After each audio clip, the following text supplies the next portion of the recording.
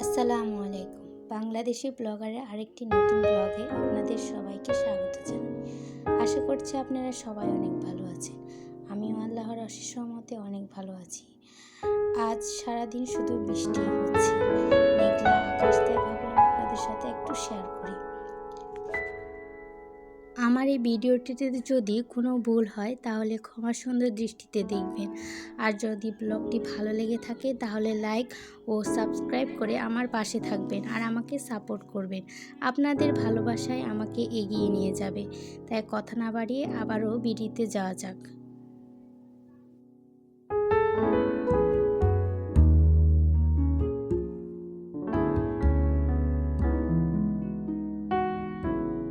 আজকের ভিডিওটা দুপুর থেকে শুরু করেছি।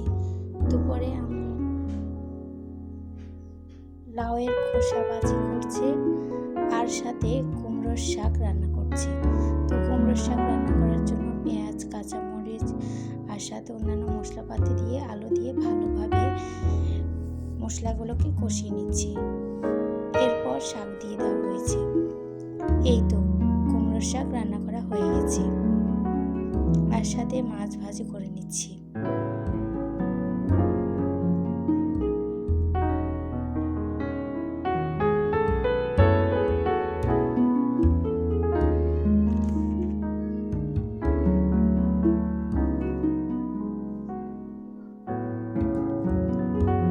দুপুরের পর আর ভিডিও করা হয়নি।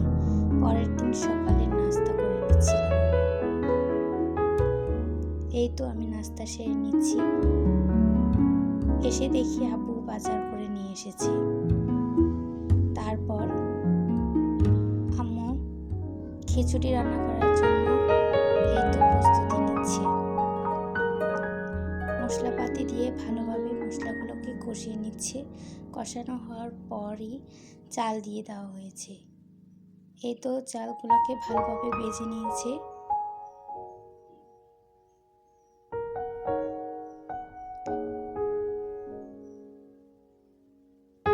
ভেজে নেওয়ার পর চালের মধ্যে পানি দিয়ে দেওয়া হয়েছে।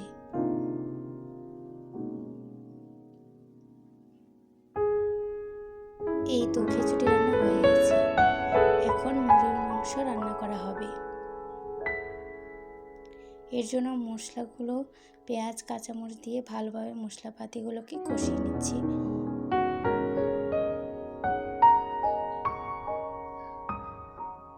এরপর মশলার মধ্যে পানি দিয়ে ভালোভাবে মশলাগুলোকে কষানো হয়ে গেলে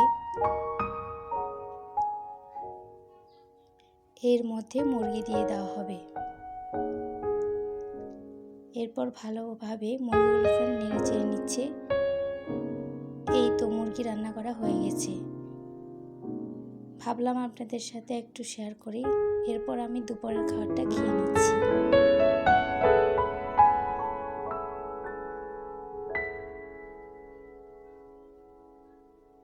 বৃষ্টি দেখতে দেখতে আজকের মতো ভিডিওটি এখানে শেষ করছি। আসসালামু আলাইকুম। সবাই ভালো থাকবে।